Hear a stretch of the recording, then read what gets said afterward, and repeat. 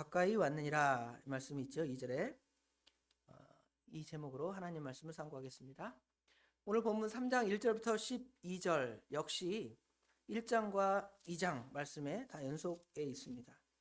예수님의 족보 또 예수님의 탄생하심의 이야기가 있는데요. 여기에 보면 결국은 이 말씀이 다 구약의 예언의 말씀의 성취다 그렇게 말씀드렸죠. 아브라함에게 약속하셨던 다윗에게 맺으신 그 언약의 성취로 그리스도가 나셨습니다. 그래서 족보책 시작에 보면 아브라함과 다윗의 자손 예수 그리스도의 계보라 족보책이다 이렇게 시작을 하고 있습니다. 그러면서 예수님의 나시기 전의 상황, 예수님의 어머니 마리아에게 나타나신 말씀, 그 다음에 예수님의 아버지 요셉에게 하신 말씀 중에 예수님의 이름을 정해주는 것이죠. 이름을 예수라 하라, 또 이름을 임마누엘이라 하리라 그랬죠. 이건 역시 구약 성경의 성취이다. 임마누엘이라는 이름은 여기 기억 1장 23절 기억각주에 보면 이사야 7장 14절에 이사야 선지자가 예언한 말씀대로 이 일이 성취된 것이다. 그렇게 계속 반복해서 우리에게 가르쳐 주고요.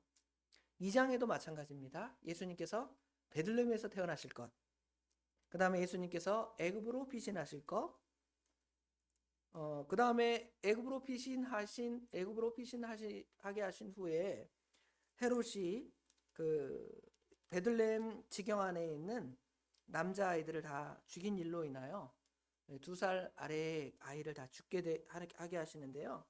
이거는 선지자 예레미야에게 예언하신 말씀대로 라마에서 통곡하는 소리, 라헬의 통곡이라 그랬는데, 라헬은 이스라엘의 어머니의 상징이죠.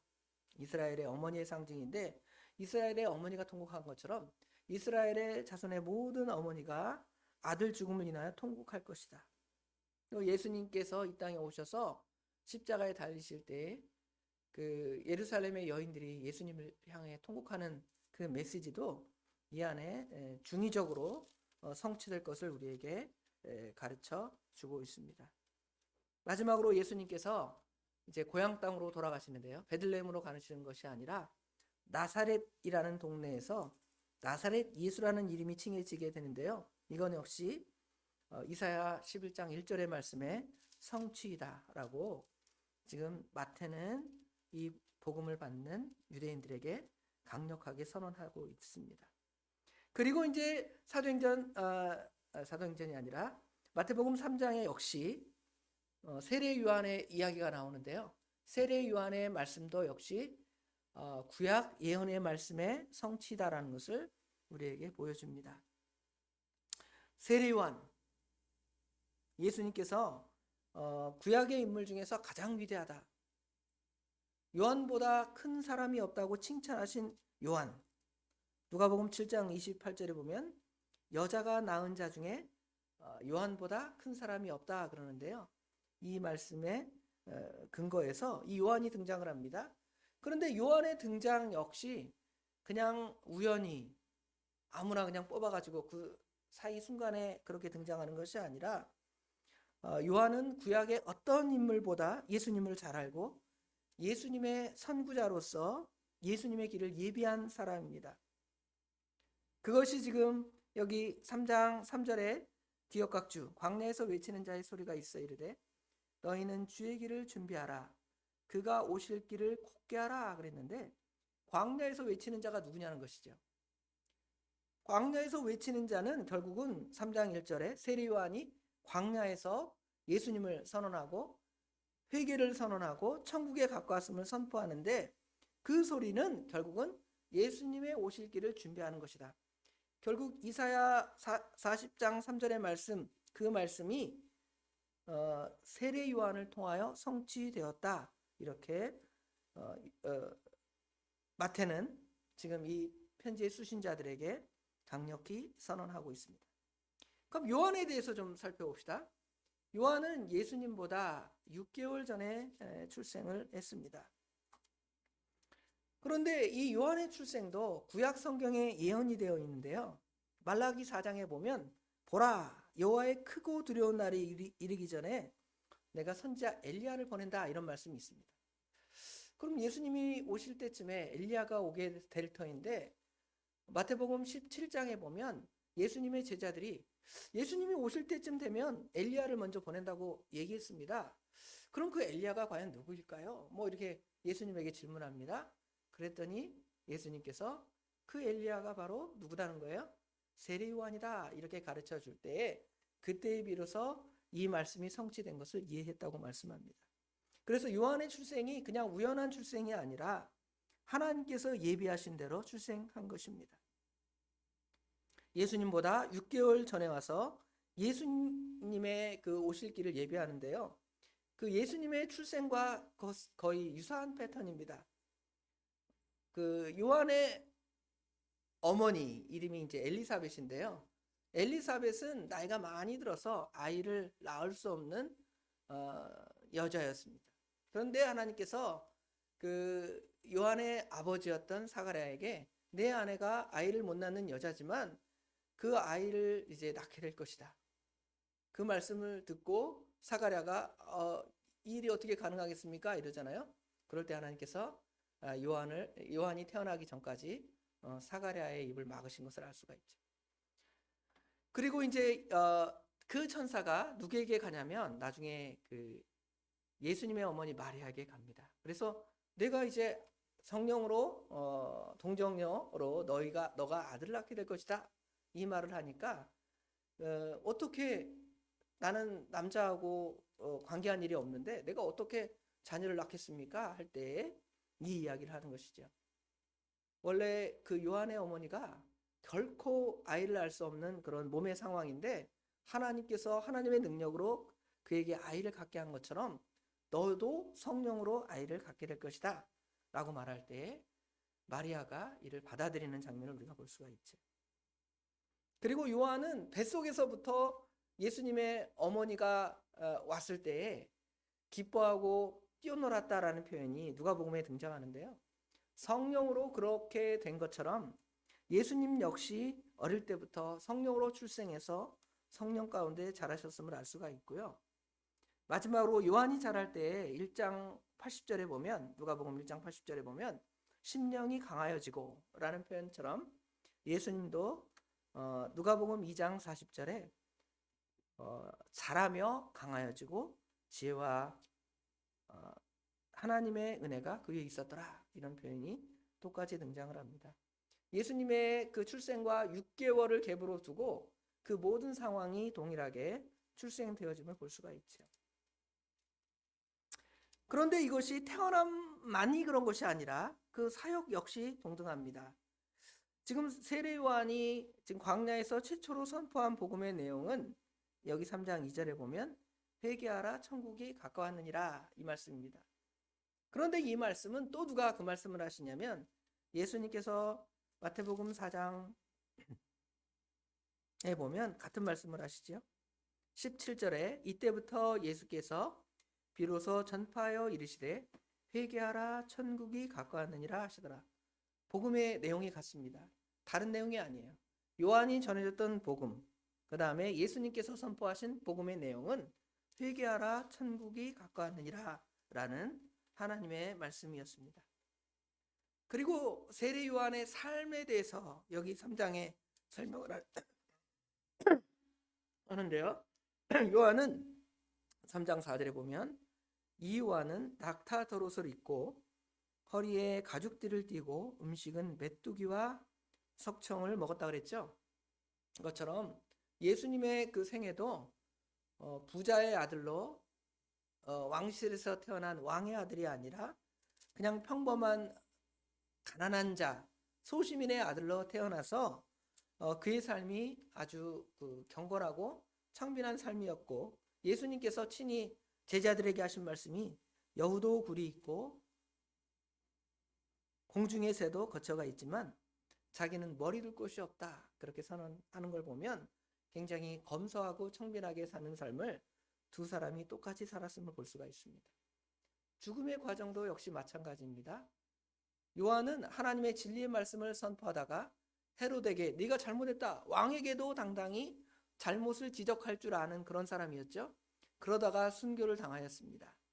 예수님 역시 하나님의 택한 백성들을 위해서 자기가 잘못이 없음을 충분히 변론하고 그들을 대적할 수 있지만 끝까지 침묵하셨죠. 그러면서 하나님의 택한 백성들을 위하여 인류의 죄를 대신해서 십자가에 죽으셨음을 알 수가 있죠. 그 삶이 거의 나이대도 유사하게 그 모든 그 삶이 예수님과 동일한 사역, 또 태어남, 출생으로부터 그의 사역이 동등했음을 우리가 알 수가 있습니다. 그리고 서두에 말씀드렸던 바와 같이 여기 3절의 말씀, 광야에서 외치는 자의 소리처럼 자기는 그리스도가 아니라고 얘기합니다. 요한이 하나님의 복음을 선포하고 많은 사람들에게 이목을 집중할 수 있는 그러한 능력의 사람이었기에 사람들이 요한을 찾아와서 당신이 그리스도입니까? 라고 묻죠. 그럴 때에 보통 사람 같으면 자기가 인기를 끌고 자기가 사랑을 받으면 내가 그 사람도 아닌데 내가 그 사람이라고 하는 거죠. 그래서 예수님의 영광을 독차지하고 자기가 교만하여 나갈 수 있지만 그러지 않았어요. 광야에서 외치는 자의 소리라는 것은 한번 퍼지면 어떻게 돼요? 그냥 사라져 없어지는 거잖아요. 거기 소리의 내용, 핵심, 그것이 중요한 것이지 그 소리는 그 소리의 값어치로서 끝입니다. 제가 여러분에게 하나님 말씀을 지금 선언합니다. 선언할 때의 그 선언 소리는 지금 잠깐 들려지고 사라질 것입니다. 1시간 후에, 30분 후에 예배를 마치고 돌아가면 그 소리는 쫙 없어지겠죠. 그러나 그 소리에 담겨진 내용, 여기는 지금 회개하라 천국이 가까웠느니라는 그 메시지는 그 말씀을 듣는 사람에게 남아있는 것처럼 예수님은 그들에게 남아서 그들에게 생명이 되고 예수님을 전해준 그 스피커인 누구예요? 세례 요한이라 아니면 오늘날 모든 하나님의 말씀을 선포하는 모든 사람들이 그와 같이 광야에서 외치는 자의 소리가 되게 되는 것이죠. 예수님을 믿으라고 선포하고 선언하는 그 내용을 우리가 볼 수가 있는 겁니다. 그러면 이제 오늘 그 요한이 선포한 그 내용, 회개하라 천국이 가까웠느니라 이 말씀인데요. 이것이 오늘 본문의 핵심이고 가장 중요한 내용이니까 이것을 같이 상고해 보고자 합니다. 요한의 말씀의 메시지의 선포는 화려한 것들이 아니었습니다. 어떤 수사학을 쓰든지 어떤 재미있는 이야기를 하든지 오늘날 TV에 그 강사들이 나와서 이야기를 해주는데요. 정말 재밌어요. 여러분 들어보세요. 유익한 게 많습니다. 그런데 지금 여기에는 그런 방식이 아니라 너무도 간단해요. 저게 무슨 복음이야? 뭐라고 선언하니까요? 결국 그냥 회개하라. 하나님의 나라가 가까이 왔다. 이렇게 선언하니까 저것이 어떻게 그런 메시지가 어떻게 사람들의 생명을 살려나고 또 사람들을 갖다가 일으킬 수 있을까라는 생각이 들지만 이 요한의 선포가 많은 사람들로 하여금 그리스도에게로 나오게 하고 많은 사람들의 생명을 살려 나가는 것이죠. 여러분 고린도전서 1장 18절에 보면 십자가의 도가 멸망하는 자들에게는 미련한 것이요 구원을 얻는 우리에게는 하나님의 능력이라 그랬잖아요. 여러분 복음 선포할 때 뭐라고 하십니까? 전도지 줄 때 예수 믿으세요. 예수 믿으면 구원받습니다. 이러잖아요. 사람들이 들을 때 얼마나 웃겨요. 뭐 그거 믿으면 구원받는데 그게 말이 되는 소리야? 믿지 않는 사람들은 그렇게 반응하지만 그 말씀이 여러분의 전도지나 여러분의 말을 통하여 전해질 때에 하나님께서 생명을 살릴 사람들은 그 이야기를 듣고 교회에 오게 되고 하나님 말씀을 믿게 되는 역사가 나타나는 것이죠. 그래서 그 십자가의 도가 많은 철학자들이나 지식 있는 사람들이나 종교가들이나 이런 사람들의 입장에서 볼 때는 아주 미련하고 웃긴 말이 되는 것이죠. 미련한 말이 되는 것입니다. 그러나 그것이 하나님의 능력이 되어서 많은 사람들의 생명을 살려나가는 것을 볼 수가 있습니다. 지금 요한의 그 설교가 그러한 성격을 가지고 있습니다. 그럼에도 그 선포는 솔직, 단순, 직설적이어서 다른 어떤 복잡한 이해가 필요 없어요. 세상의 철학적인 이야기들을 이야기하고 아주 종교적이고 깊은 어떤 심리적인 이야기들을 할 때에는 그게 무슨 말일까? 참 이해가 안 간다? 이럴 수 있잖아요. 그런데 여기 지금 회개하라. 회개하란 말이 무슨 말씀인지 여러분 다 아시잖아요. 하나님 나라가 가까이 왔다. 이 말씀 아시는 거예요. 십자가의 도가 그렇잖아요. 십자가의 도. 예수 믿으면 구원받습니다. 예수님의 십자가를 믿어야 됩니다. 얼마나 간단해요. 그러지만 그것은 아주 직설적으로 많은 사람들의 생명을 살릴 수 있는 그런 능력의 메시지가 되어서 이 말씀이 이제 우리에게 받아들여지는 것이죠. 그러면 이제 그 내용을 더 구체적으로 보면 먼저의 선언은 회개의 선포입니다. 회개를 그 예전에 그런 얘기를 많이 했어요. 목사님이 교회 갔더니 맨날 회개하래요. 맨날 회개. 나 교회에서 제일 듣기 싫은 말이 회개하라는 말입니다. 그래서 좀 목사님이 좀 힘 좀 내라. 또 무슨 말씀하겠어요? 하나님이 사랑을 받습니다. 하나님의 은혜를 받습니다. 하나님께로부터 복 받습니다. 이런 얘기는 좋아하는데 내가 무슨 잘못을 했다고 맨날 목사님은 강단에 서서 이거 잘못했다 저거 잘못했다 회개하라 회개하라 회개하라. 교회 가기 싫어요. 회개하라는 말 듣기 싫어서. 그런 적이 있고요. 그런 이야기를 들어본 적이 있습니다. 여러분도 혹시 그런 마음을 가졌을지 모르겠습니다. 그러나 하나님께서는 그 아까 말한 하나님의 사랑을 받기를 원합니다. 위로를 받기를 원합니다. 은혜 받기를 원합니다. 복 받기를 원합니다. 그게 어떻게 가능하냐는 것이죠. 회개해야만 그게 가능한 거예요. 회개하지 않으면 하나님으로부터 은혜를 받기 힘들고 위로를 받을 수가 없고요. 사랑을 받을 수가 없는 거예요. 그렇죠? 과정이 있어야 될 거 아니야? 과정을 통과하지 않고 은혜를 받는다? 그건 말이 안 되는 거예요. 어불성설이라고 하는 것처럼 회개가 우리 안에 온전히 들어박혀져 있고 하나님 앞에 참된 회개를 하지 않는 사람들은 하나님으로부터 위로와 힘과 능력과 사랑과 은혜를 받을 수가 없는 거예요.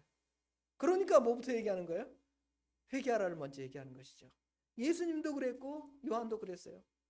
그 예수님께서 처음부터 무조건 뭐 사랑 그런 얘기, 은혜, 복 그런 얘기만 예수님이 하신 게 아니잖아요. 예수님도 이 얘기를 했고 요한도 이 이야기를 한 이유는 이 과정이 통과되어야 그 은혜를 받을 수가 있는 것이죠. 그런데 사람들은 나 다 회개했어요. 나 예수 믿고 중생했는데 무슨 목사님 또 회개하라고 하십니까? 그러잖아요.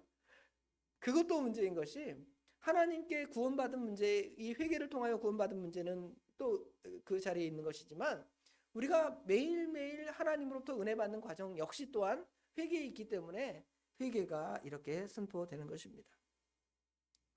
회개해야만이 하나님께 나아갈 수 있고 하나님의 은혜를 받을 수가 있고 회개 없이는 하나님께 나아갈 수 없고 기도할 수 없고 은혜를 받을 수 없기 때문입니다.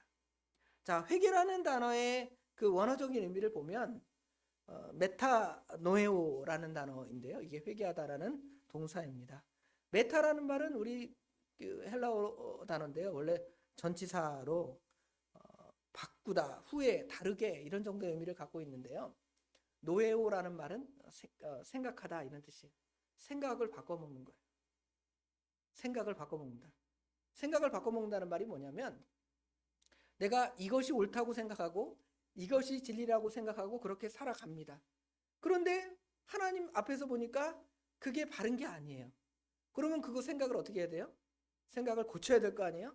바꿔먹어야 될 거 아니에요? 그렇죠? 결국은 회개라는 말은 내가 내 생각대로 내 욕심대로 살아가는 그 길에서 하나님께서 원하신 방향으로 방향 전환을 하는 거예요. 히브리어로 회개라는 말은 슈브라는 단어인데요. 슈브라는 단어는 그냥 리턴이에요. 영어로 리턴. 우리가 하나님이 저쪽에 계시면 우리가 하나님의 방향 절로 앞으로 나가야 될 거 아니에요. 그런데 우리는 하나님을 거부하고 등 지고 서 있는 거예요. 그리고 반대로 갑니다. 하나님께 나아가려면 뭐부터 해야 돼요? 방향부터 돌이켜서 하나님을 바라보고 하나님께 향해 나아가야 될 거 아니에요? 회개라는 바로 그런 의미를 갖고 있습니다. 하나님을 바라보시고 하나님의 은혜를 바라보는 것입니다. 그리고 바라보는 것으로 끝나는 것이 아니라 그 다음에는 이제 나아가는 거예요.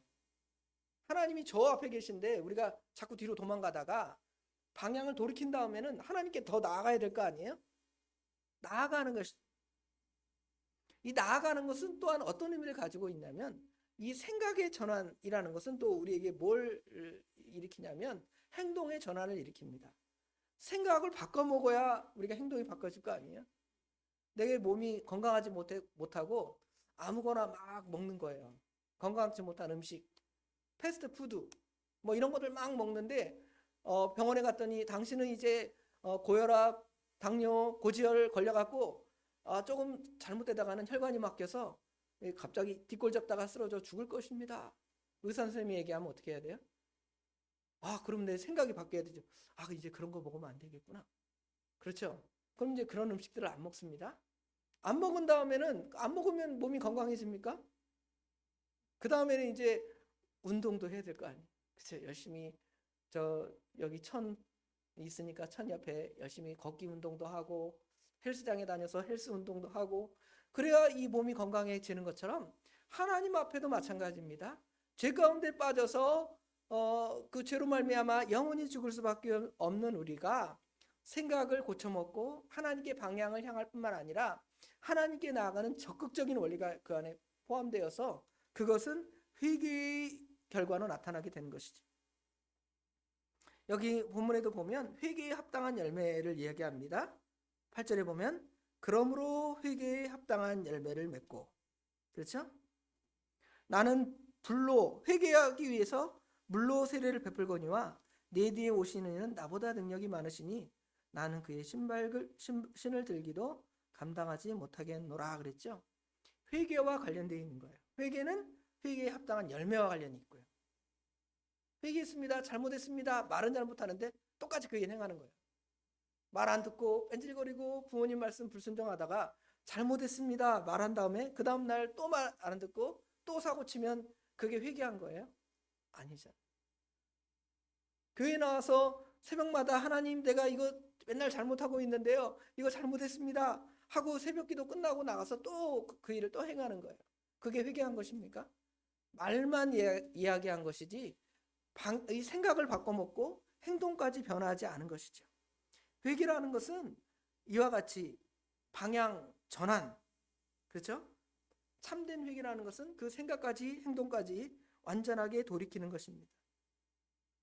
세상에서 제일 불쌍한 사람이 어떤 사람이냐면 예수를 안 믿는 사람이 아니라 예수를 믿는다고 하면서도 회개하지 않는 사람. 예수를 믿는다고 하는데 회개하지 않는다. 그럼 진정으로 하나님께 나오지 않은 사람인데 교회에는 와 있어요. 그 사람에게는 진정으로 회개가 선포되지 않고 그냥 이 안에 종교인의 생활로 머물러 있으니까 하나님의 은혜를 받을 길이 없는 거예요. 저 밖에 있는 사람들은 최소한 회개하십시오. 천국에 들어가려면 예수님을 믿고 죄를 회개해야 됩니다. 이 선언을 듣게 되는데요. 교회 안에서 생활하는데 그것이 귀에 거슬리고 들리지 않는 사람, 맡긴 사람들은 차라리 여기 없는 것이 낫지요. 그래야지 그 복음이 들려지니까요. 그런데 이 안에서는 아까 말한 대로 은혜 받습니다, 사랑 받습니다, 복 받습니다, 위로 받습니다만 선언되니까 그 사람이 진정한 은혜를 받을 수가 없는 것이죠. 회개가 계속적으로 선언되는 이유는 바로 그와 같은 이유입니다. 진정한 회개가 동반되지 않은 사람이 여전히 종교인으로서 교회 안에 머물러 있기 때문에 그렇죠. 그러면서 그들에게 말하기를 너희가 속으로 아브라함의 조상이라고 생각하지 말라는 것입니다. 속으로 9절에 보면 속으로 아브라함이 우리 조상이라고 생각하지 말라. 내가 너희에게 이르노니 하나님이 능히 이 돌들로도 아브라함의 자손이 되게 하십니다. 아브라함의 자손이 되는 것은 육신적으로 혈통적으로 아브라함의 피를 받아서 아브라함의 자손이 되는 것이 아니라 아브라함이 하나님을 믿음에 하나님께서 그 믿음을 그의 의로 여기셨다고 하는 것처럼 우리가 예수님을 믿고 예수님이 주신 의로 살아가는 것. 그렇게 되려면 뭐가 필요한 거예요? 회개가 필요한 거예요. 회개하라 천국에 가까웠느니라 이 말씀이 늘 선언되는 것입니다. 여러분에게 회개를 강요하는 것이 아니라 진짜 회개해야지 하나님의 은혜를 받을 수 있기 때문에 나는 거룩하고 나는 착하고 나는 바르게 산다는 생각은 그 사람을 병들게 하고 죽게 하는 것입니다. 아, 나는 부족합니다. 나는 하나님의 은혜가 필요합니다. 나는 회개할 것이 늘 있습니다. 이런 생각을 가진 사람이 하나님의 은혜를 받을 수 있고 하나님의 복을 받을 수 있습니다. 두 번째로 선언된 내용은 천국에 대한 말씀입니다. 천국. 회개한 자는 결국은 천국을 갖게 되는데 그 천국의 개념들을 바로 이해하는 것이 중요합니다. 천국이라고 표현하는 것은 제가 얼마 전에도 말씀드렸지만 그냥 옛날에는 하나님 나라 이렇게 표현하기도 합니다. 하나님 나라. 그런데 하나님 나라를 천국이라고 표현하는 이유, 하늘나라라고 표현하는 이유는 뭐냐면 하나님의 이름이 함부로 모든 사람들에게 쉽게 여호와 이름이 망령되이 일컫지 않도록 하기 위해서 유대인들은 하나님이라는 이름 대신 하늘이라는 이름을 썼어요. 그래서 하나님 나라이지만 하나님 나라라고 쓰지 않고 천국이라고 이렇게 표현하고 있습니다. 그럼 그 천국에 대해서 생각을 해봅시다. 천국은 우리가 뭐라고 생각하냐면 주일학교 다닐 때 돈으로도 못 가요. 아, 그러면 어딘가 당장 가는 게 아니잖아요. 가는 거라고 어떤 멀리 있는 거라고 생각을 합니다. 천국은. 그렇죠? 돈으로도 못 가고 힘으로도 못 가고 그죠? 참아도 못 하고 그렇죠? 믿으면 되겠네 그러잖아요. 근데 그 천국이 뭐냐는 것이죠. 우리는 천국을 너무 편협적으로 조그맣게 생각을 해서 그 천국을 어디라고 생각하냐면 죽으면 가는 곳. 그것은 하나님 나라를 반절 정도밖에 이해 못하는 거예요. 물론 그 결론은 우리가 죽어서 저 하나님이 계신 곳으로 가는 것이 진짜 하나님 나라에 가는 것이지만 성경에서 말하는 하나님 나라는 전혀 다른 개념으로 더 넓게 폭넓게 사용하고 있습니다. 회개하라 천국이 가까웠느니라 그러면 우리가 죽어서 가는 천국이라면 회개하면 바로 어떻게 되는 거예요? 죽어야죠. 회개하면 죽어서 이제 천국 가는 거예요. 이상하다. 회개하라 천국이 가까웠느니라고 했는데 그러니까 이 천국의 개념이 훨씬 더 크고 넓다라는 것을 보여줍니다. 하나님 나라에 대한 것은 구약에 벌써 예언되어 있고요. 메시아에 대한 출현도 구약에 계속 예언되었습니다. 요한이 출현하기 전까지 말라기부터 400년 동안 하나님의 음성이 선지자들을 통하여 전해지지 않았습니다.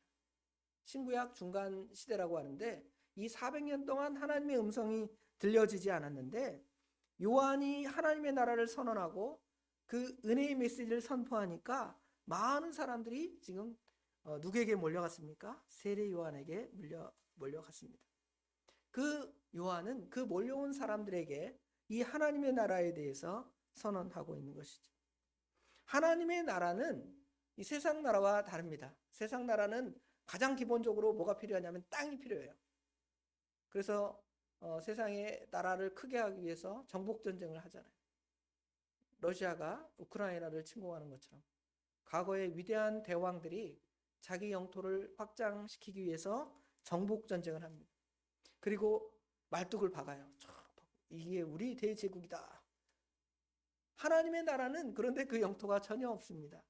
왜냐하면 하나님의 나라는 하나님은 우주의 주인이시기 때문에 그 말뚝을 박을 필요도 없고 여기까지 내 땅이야 할 필요가 없는 거예요. 이 전 우주가 다 하나님의 나라입니다. 그런데 그 하나님의 나라는 뭐냐면 결국 어떤 나라 사람들이라는 말은 그 어떤 나라 사람들의 어떤 법의 통치를 받는 거예요. 어떤 지배의 통치를 받는 겁니다. 결국 하나님의 나라라는 것은 하나님의 지배와 통치를 받는 그 영역을 말하는 거예요. 그러니까 하나님을 믿는 사람이 한 명도 없다. 그것은 하나님의 나라가 아니죠. 그러나 어떠한 곳이라도 어떤 산골짜기라도 어떤 저 북극이나 남극이나 적도에 사람 살지 않는 아마존의 밀림이라 할지라도 한 사람이 예수님을 믿고 복음을 믿는 사람이 있으면 그곳은 뭐가 될 수가 있습니까? 하나님의 나라가 될 수가 있는 거예요. 그러니까 당연히 여러분이 있는 이곳은 나 하나님의 나라겠죠. 그런데 문제는 그 하나님의 나라가 있는데 그 하나님 나라는 좋은 곳이잖아요. 좋은 곳인데 좋다는 느낌이 없어요. 교회가 좋은 느낌이 없고요. 가정이 좋은 느낌이 없고요. 믿음의 사람들이 모였는데 행복하지 않아요.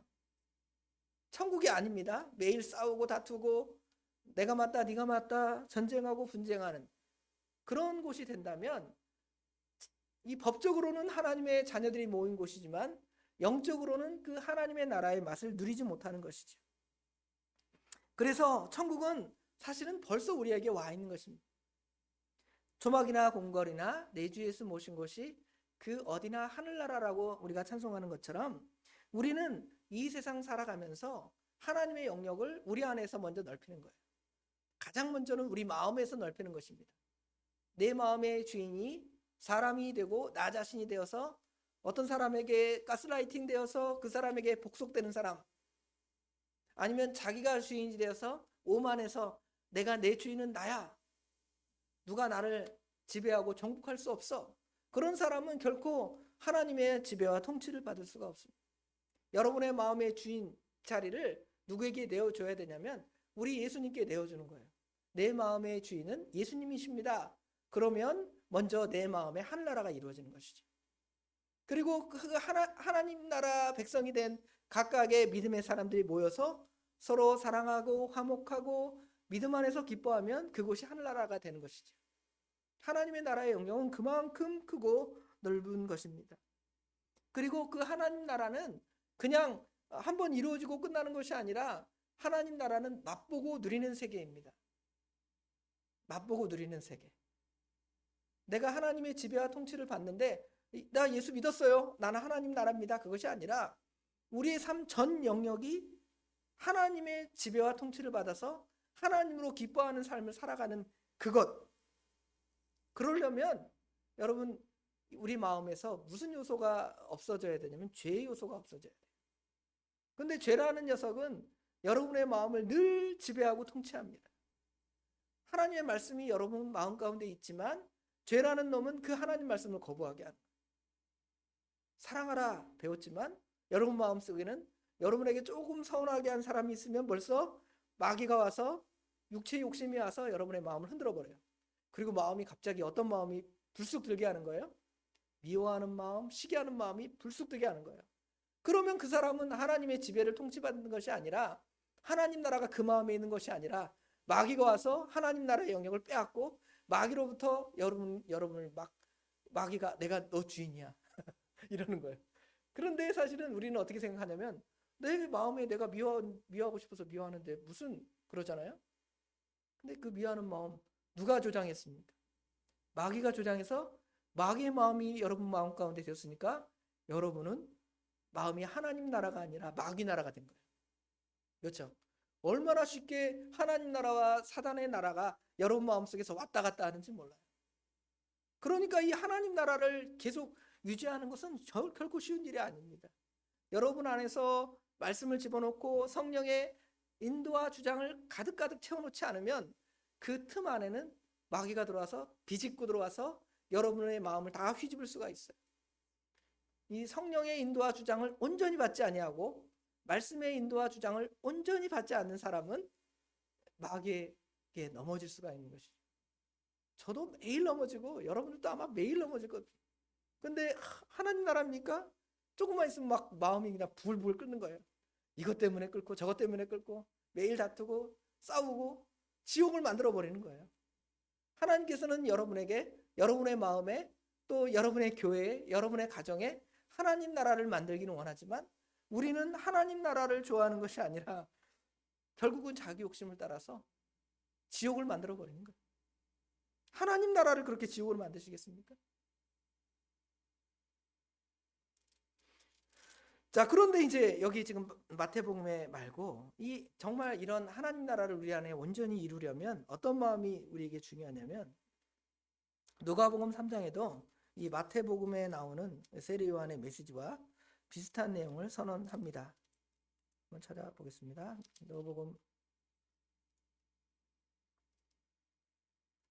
누가복음 3장에도 보면 세례 요한이 복음을 전파하죠. 3장 1절에는 왕들의 이름, 총독의 이름이 쭉 나열되고요. 그다음에 당시에는 안나스와 2절에 가야바가 대제사장으로 있을 때에 사가랴의 아들 요한에게 성령이 임해서 그가 회개의 세례를 전파하였다고 그랬죠.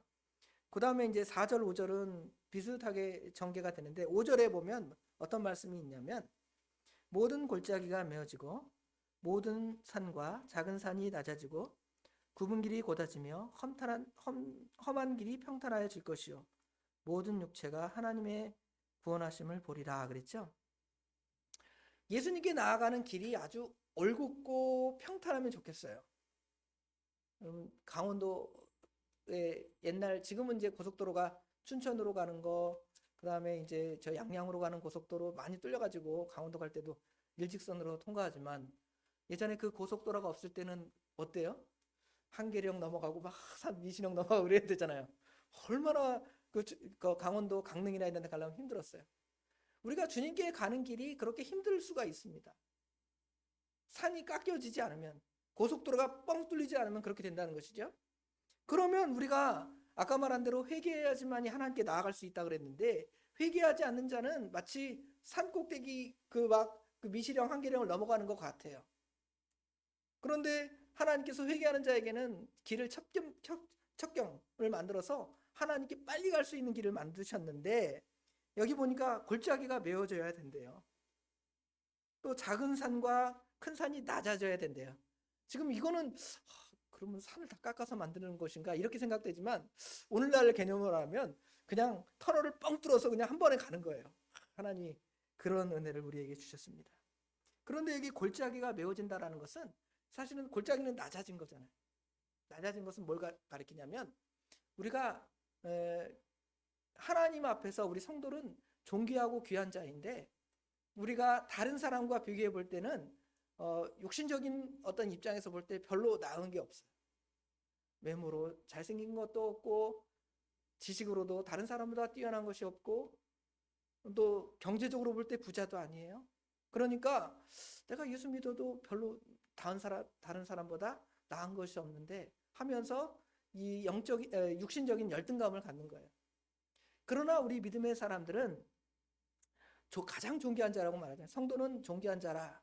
시편 16편에 그렇게 말씀했는데 여러분은 하나님 앞에 가장 존귀한 자라는 이런 생각이 우리 마음에 있으면 다른 사람들이 가지는 어떤 우월감, 육신적인 우월감을 영적인 우월감을 통하여 충분히 메워나갈 수가 있는 것이죠. 근데 우리가 육신적인 것만 보니까 부족한 거예요. 돈도 못 버는 거예요. 능력도 없는 겁니다.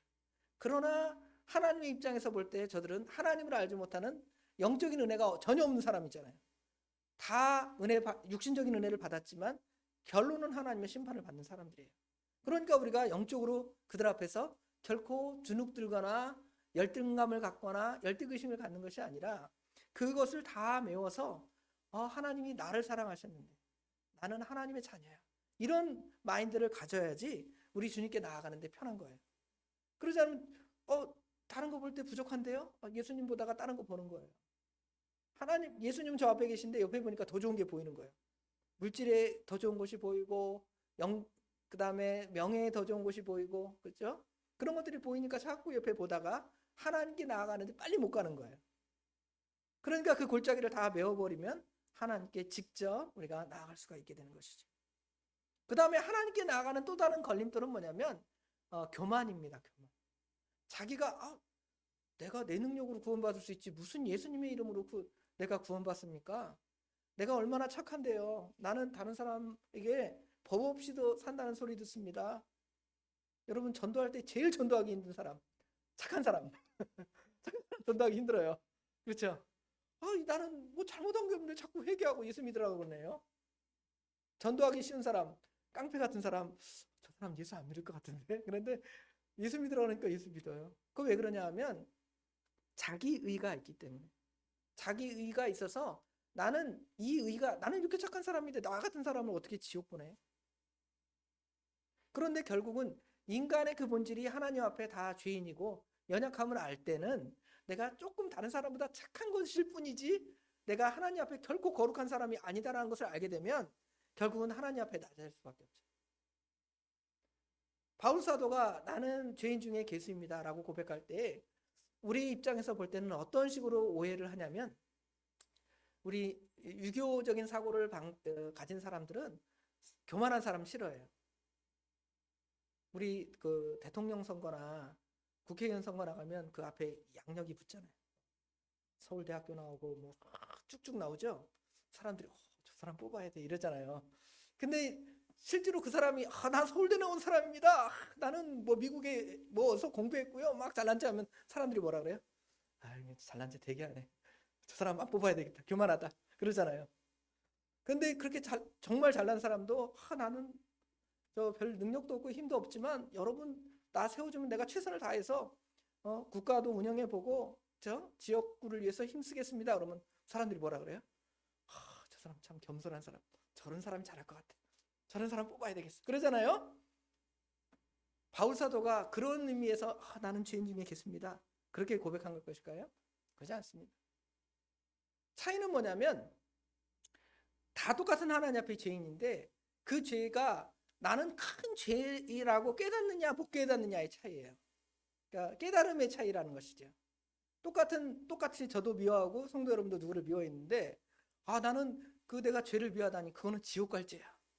이 생각하면 하나님 앞에 통회하고 애통하고 하나님 내가 누구를 미워했는데 이건 지옥 갈 죄가 아닙니까? 제가 정말 잘못했습니다 이런데 어떤 사람은 어떻게 생각해요?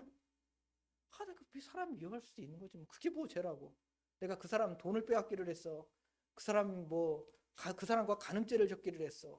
이렇게 생각하잖아요. 그럼 그 사람은 자기가 죄인인 걸 깨달아요? 깨닫지 못해요?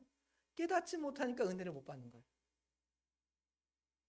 죄가 아주 큰 죄라고 생각하는 사람들은 작은 거라도 이런 사소한 마음이라도 하나님 앞에 이거 내가 잘못한 거 아닙니까? 하나님 내가 죄인입니다. 깨달으면 하나님 앞에 바울 사도처럼 고백할 수 있는 거예요. 내가 죄인 중에 있겠습니다. 내가 전에 예수 믿는 사람 잡아 죽이고요. 아주 예수 믿는 사람 핍박했습니다. 그런데 바울 사도가 그런 일을 예수 믿기 전에 했지만 실제로 바울 사도는 예수님을 전하다가 바울 사도가 다른 사람을 핍박했던 것보다 더 많은 핍박을 수도 없이 바울 사도는 받았지만 하나님 내가 그 정도 핍박 받았으면 내가 옛날에 한 거 다 갚을 수 있잖아요. 나는 그래도 괜찮은 사람 아닙니까? 그렇게 고백할 수도 있지만 그게 아니라 그 예수님 믿기 전에 했던 그 작은 그런 죄라 할지라도 큰 죄이지만 그 죄라 할지라도 하나님 내가 정말 그런 못된 사람이었습니다.